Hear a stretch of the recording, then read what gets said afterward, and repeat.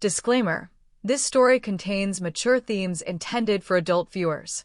Viewer discretion is advised. The late sun turned the park gold, like it was trying to make everything look innocent on purpose. Our picnic table sat a little off the main path, close enough to hear distant laughter, far enough that the breeze could carry secrets. I smoothed my dress over my thighs, pretending I wasn't hyper-aware of every small movement, every glance. My husband sat beside me, relaxed in that way that always made other people look twice, his hand resting on my knee like a quiet claim. Across from us, the other couple arrived with an easy confidence, smiles that lingered half a second longer than polite, eyes that didn't rush away when they met mine. Introductions were normal until they weren't. A light brush of fingers when the woman passed me a cup. Sorry, that didn't sound sorry at all. Her husband's gaze flicked to my lips when I laughed, then to my husband's hand on my knee, as if mapping the boundaries before testing them. The air changed subtle, electric. I felt it in the way my heartbeat started to drum against my ribs, in the way my throat went a little dry even though the lemonade was cold. Then came the silence, one of those dangerous, charged pauses where nobody moves because everyone is waiting to see who will blink first. My husband leaned in close enough that his breath warmed my ear. "You feel that?" he murmured, voice low, amused, and something darker underneath. I swallowed, trying to keep my expression steady, but my body betrayed me with a tiny shiver. His thumb traced a slow circle through the fabric on my knee, so casual it could have been nothing, except it absolutely wasn't. Across the table, the other man watched that small touch like it was a signal flare. The woman tilted her head, studying me like she already knew what I'd taste like in a kiss, like she'd decided something and was letting me catch up. "You two always this close?" she asked, playful on the surface, but the question landed with weight. I opened my mouth to answer, something light, something safe, but my husband answered first with a soft chuckle. "Only when we want to be," he said, and his fingers tightened just enough to make my breath catch. The other man leaned forward, elbows on the table, voice dropping. "And what do you want tonight?" His eyes didn't leave mine when he said it. My pulse jumped. The park suddenly felt too open, too bright, like the world could see the heat crawling up my neck. My husband's hand slid from my knee to my thigh, still proper, still covered, but unmistakably closer to the line. He whispered again, quieter this time, "If you say the word, I'll let you lead." I laughed, too softly, too breathy, and the woman's smile widened like she'd won something. She stood and stepped around the table, stopping behind me for a moment. Her presence was a warm shadow at my back. "Come with me," she said, barely above the wind, "just for a minute." I started to rise, my husband's hand lingering as if deciding whether to pull me back or push me forward, and that's when I noticed the way he was watching, hungry and proud, like he wanted to see exactly what I'd dare to do next. And the moment I took my first step away, he murmured, "And if I join you, will you let me?" The path the woman led me down wasn't far, just far enough that the picnic table became a blur of warm wood and sharper feelings. We stopped near a line of trees where the sunlight flickered through leaves like a strobe, and for a second it felt like stepping into a different version of the evening. She didn't touch me again, not right away. She simply stood close enough that I could feel her presence in my space, close enough that I had to decide what I wanted to do with my hands, my breath, my face. "You don't have to do anything," she said softly, like she could hear my heartbeat. "But you looked curious." Curious. The word landed like a confession I hadn't said out loud. I glanced back toward the table and caught sight of my husband, still seated, still watching. Even from here, I could read him, that calm mask he wore in public, the one that never quite hid the heat underneath. People always assumed he was the confident one, the unshakable one. They didn't know the truth that sometimes, at night, he'd pull me close and whisper things he'd never say in daylight. That he loved the idea of me being seen, admired, wanted, as long as it stayed inside the safe walls of our marriage. Except lately those walls had started to feel too tight. It hadn't happened all at once. It was the small things. The way he'd pause an extra beat when someone flirted with me. The way he'd ask questions later, casual on the surface, hungry underneath. The way he'd started looking at me like I was a secret he wanted the whole world to know about. And then the fights, quiet ones, not screaming, but sharp in their own way. The ones that started over dishes or schedules and ended with the same unspoken sentence hanging between us. Are we enough for each other like this? The woman followed my gaze. He's not jealous, she observed. He's interested. I let out a breath that was half a laugh, half a tremor. He's complicated. Most men who pretend they aren't, she replied. Her smile was easy, but her eyes held something older. My husband is, too. People see the jokes, the charm, the confidence. They don't see what happens when the lights go out. She paused, studying my face like she was reading a page she'd seen before. We love each other. But sometimes love isn't the same as feeling alive. That word hit harder than it should have. Alive. I'd been alive with my husband, wildly, deeply, yet lately it came with pressure, like we were both trying too hard to prove something. Like the spark had become a test. And I hated that thought, because I loved him. I still wanted him. I still wanted to be the only one who made his voice drop like that, who made his control slip. But the truth I barely admitted to myself was this. Being wanted by someone else didn't lessen my love. It complicated it. It magnified it. It made me see myself through a different lens, bolder, brighter, dangerous in a way that made my skin hum. Back at the table, the other man stood now, stretching like he had all the time in the world, but his attention stayed locked on us. My husband didn't move, didn't rush. He simply watched like he trusted me, and that trust was its own kind of intimacy. It made my throat tighten. The woman stepped a fraction closer, voice low enough that it felt like a secret. So tell me, she said, is this something you've fantasized about, or something you've been trying not to? I opened my mouth and no answer came. Because the honest one was terrifying. Behind us, I heard footsteps on the grass, unhurried, confident, and my husband's voice carried through the trees, warm and calm, like he'd already decided to be brave. Hey, he called, and my stomach flipped. If you're going to talk about it, don't forget I'm part of the conversation. And as he came into view, close enough now that I could see the intent in his eyes, I realized the next choice wasn't about them. My husband stopped a few steps away, close enough that I could see the tiny flex in his jaw, the one that showed up when he was trying to look calm while something inside him was pulling tight. He smiled, but it didn't quite reach his eyes. The woman beside me didn't move away.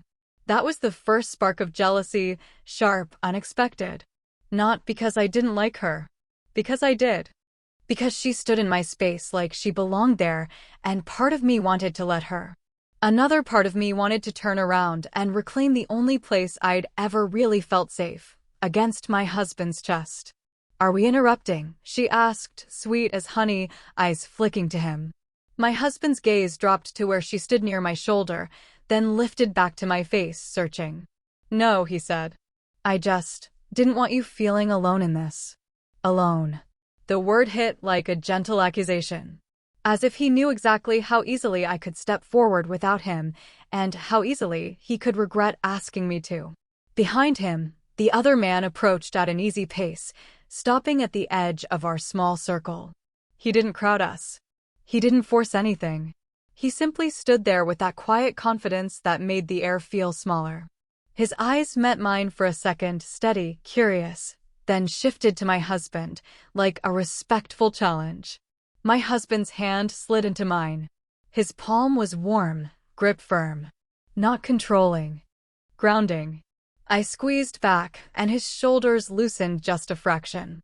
But then the other woman's fingers brushed my forearm, accidental looking, almost innocent, and my husband's grip tightened again. There it was. That flash. That possessive edge he never showed anyone else. I shouldn't have liked it. I did. I watched his throat bob as he swallowed, and I knew he was wrestling with the same contradiction I was, wanting to be the one who made my breath hitch, and wanting to watch someone else try. The woman leaned closer to me, voice low. You're shaking, she murmured. Is it fear or excitement? My husband heard it, of course he did. His eyes narrowed slightly, then softened when he looked at me again. You don't have to prove anything, he said, like he was reminding himself as much as me. If you say stop, we stop. The other man spoke for the first time, calm and careful. No games. No pressure. Just honesty. His gaze returned to mine. Do you want to keep talking, or do you want to walk away?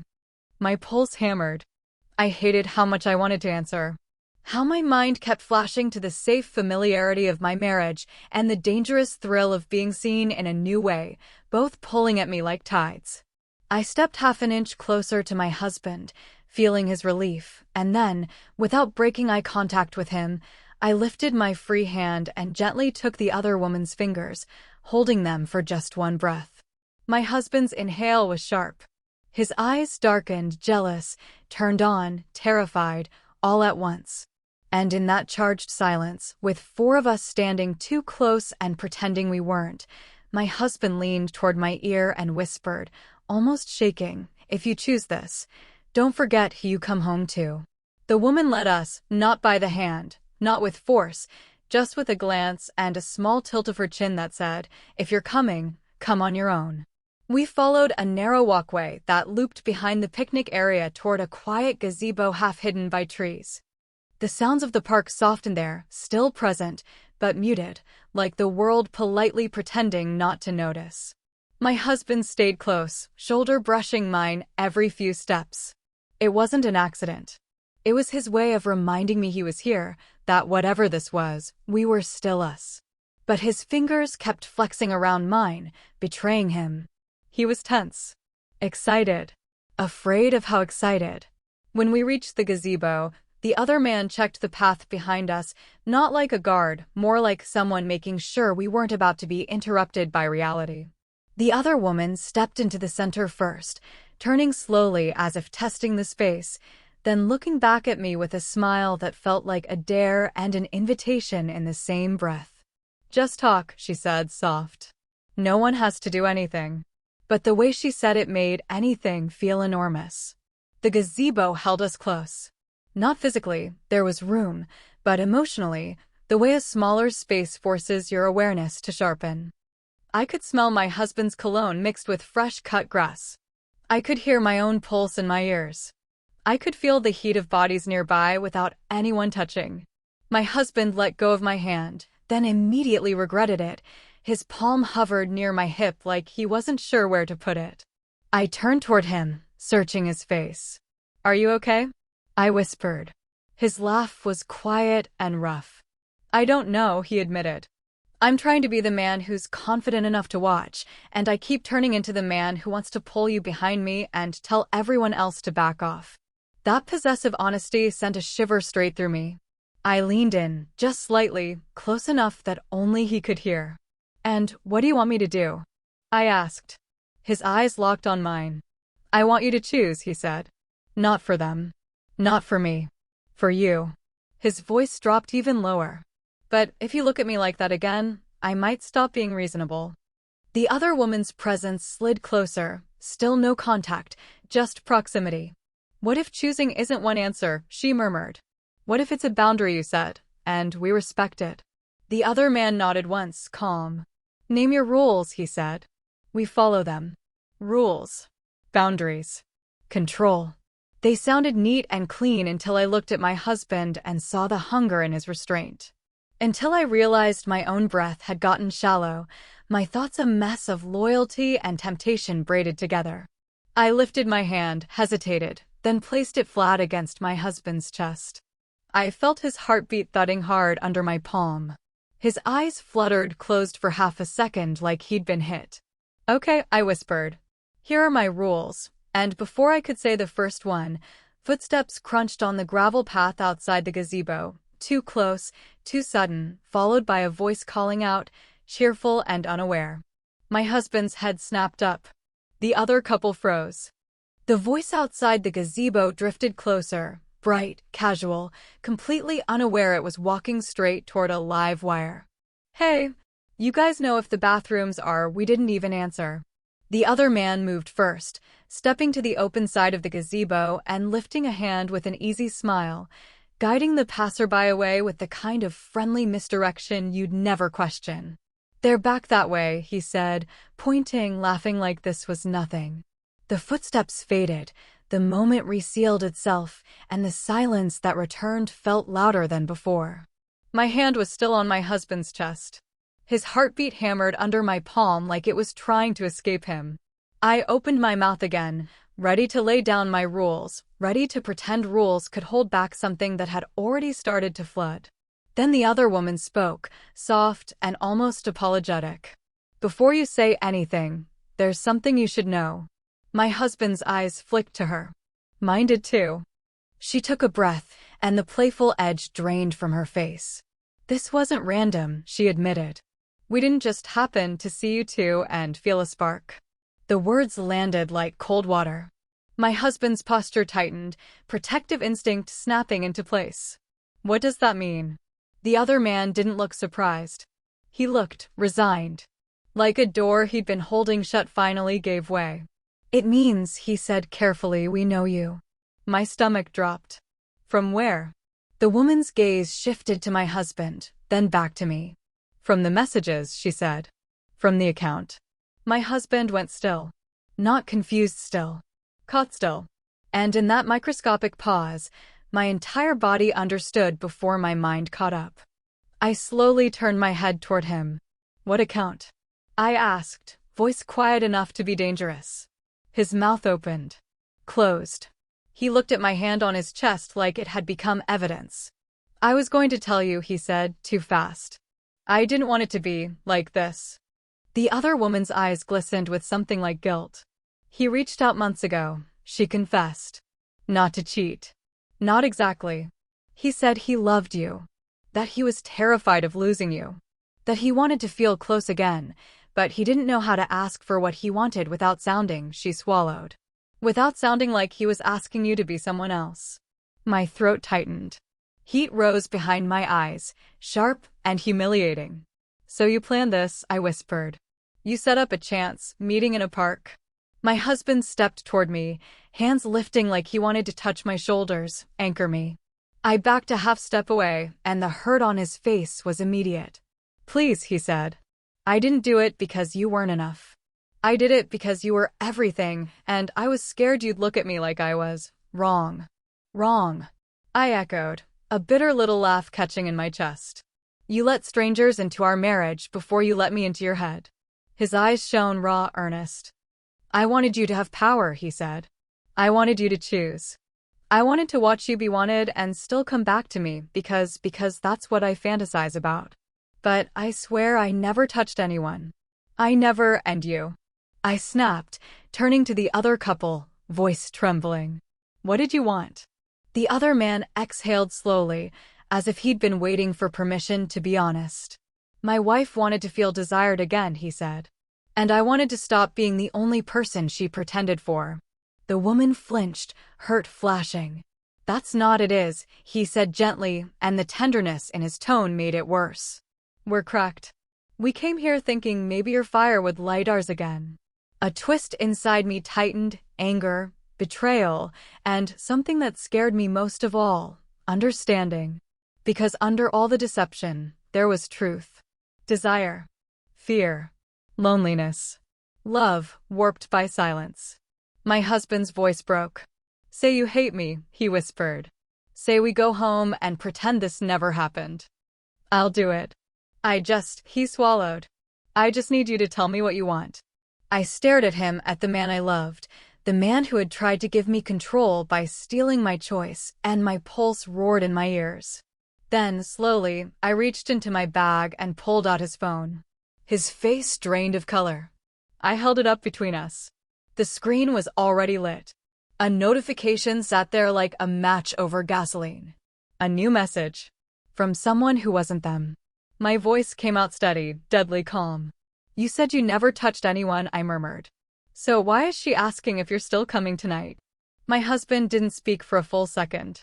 He just stared at the phone like it was a weapon I'd pulled from thin air. The other couple went rigid, no longer co-conspirators in a thrill, suddenly witnesses in a wreck. "Let me see," my husband whispered.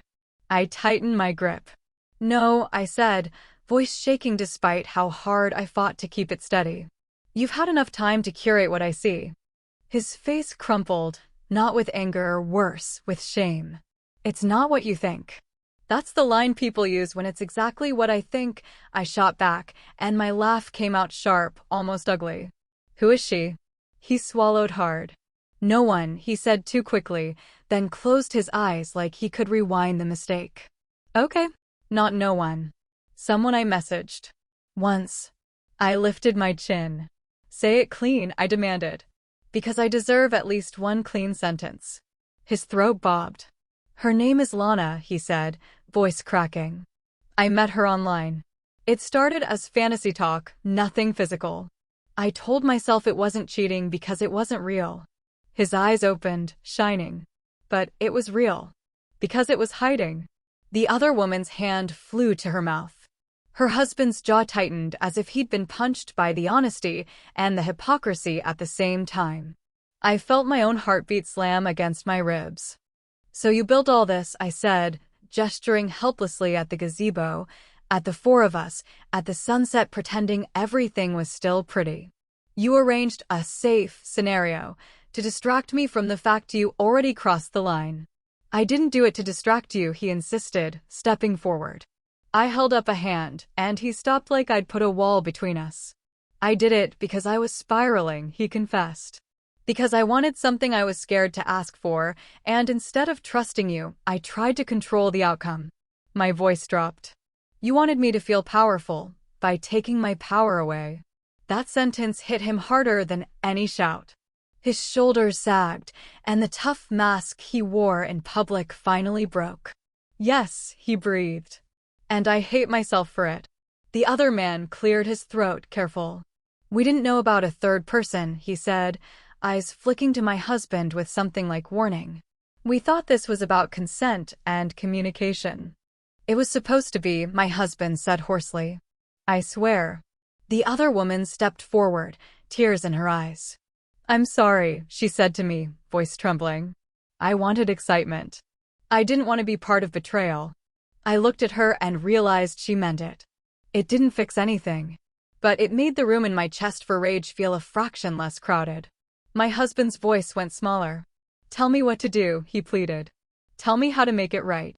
I stared at him, the man I'd loved through 100 ordinary days, the man who'd just proved he could wound me with the same hands that held me. My fingers trembled around his phone. "Here's what we're going to do," I said, each word deliberate. "You're going to call her. Right now. On speaker. No deleting. No explaining it away. You're going to end it in front of me." He flinched like it would hurt. "Okay," he said anyway. "Okay." I tapped the screen and held the phone out. He took it with both hands like it weighed 1,000 pounds. His thumb hovered. His eyes met mine, terrified, devoted, wrecked. "After that," I added, voice tight, "we're leaving. And you're going to answer every question I ask. Not with excuses. With truth." He nodded, breathing hard. "And if you can't forgive me?" I didn't answer right away. Because forgiveness wasn't a switch. It was a road. And right now I was still standing at the crater. The call started ringing once, twice, filling the gazebo with a sound that felt like a countdown. And as we all held our breath, I realized the real decision wasn't whether I still wanted him. It was whether he could become someone safe to want again. He ended the call on speaker with a voice that didn't try to be charming. No jokes, no softening the truth, just a clean, final sentence. "Don't contact me again. I chose my wife, and I'm fixing what I broke." When the line went dead, the gazebo felt suddenly too quiet, like the world was waiting to see if I would shatter or soften. I didn't do either. Not right away. We walked out together, not holding hands, but close enough that our shoulders almost touched. The other couple lingered behind, awkward and pale, and I surprised myself by turning back. "This ends here," I told them, voice steady. "No follow-ups. No checking in. You go back to your life, we go back to ours." The other woman nodded quickly, eyes wet. "I'm sorry," she whispered again. I believed her. I didn't forgive the situation, but I believed the apology. Her husband just gave a small, respectful nod, like he understood what it meant to be asked to leave someone's marriage alone. Then they were gone, dissolving into the park like they'd never been real. My husband and I kept walking until we reached the car. The sun was lower now, spilling orange light across the windshield.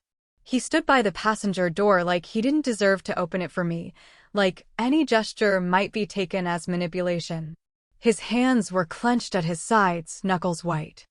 "I won't touch you unless you want me to," he said quietly. I stared at him for a long moment. The hurt was still there, hot and honest, but beneath it was something else. The memory of all the nights he'd held me, the mornings he'd made coffee, the way he'd looked at me tonight when he thought I was about to step into something dangerous. He hadn't looked bored. He hadn't looked away. He looked like I was his favorite thing and his greatest fear. "Tell me the truth," I said. "Not the version that makes you sound better. The real one." His throat worked. "I was scared," he admitted. "Scared you'd stop wanting me. Scared that if I told you what turned me on, you'd think I was broken or worse, that you'd say yes, and then I'd lose you anyway." He swallowed.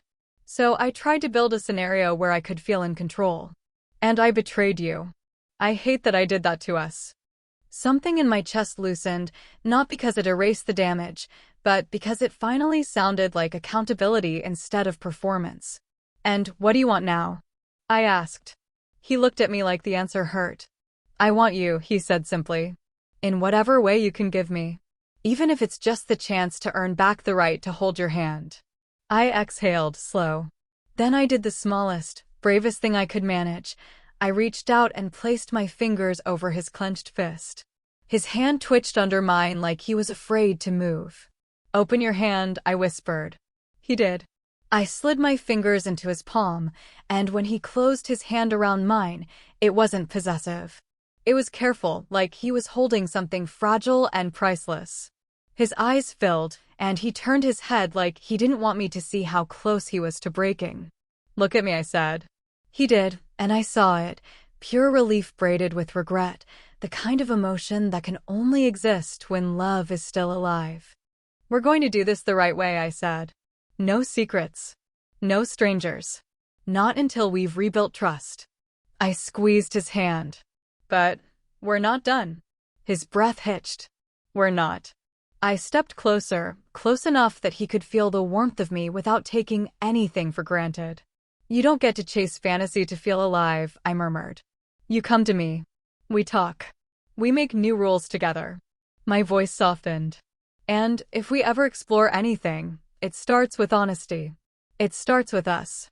His shoulders sagged like he'd been carrying a weight for months and finally set it down. "I can do that," he said, and the conviction in his voice felt like a promise, not a plea. I rose on my toes and kissed him slow, tender, not forgiving everything, but choosing the next step. He didn't grab. He didn't rush. He met me like someone who understood that love isn't proven by heat alone, but by restraint, by respect, by staying. When we pulled back, he rested his forehead against mine. The sunset made his eyes look softer. "Come home with me," he whispered. I smiled, small but real. "I already am."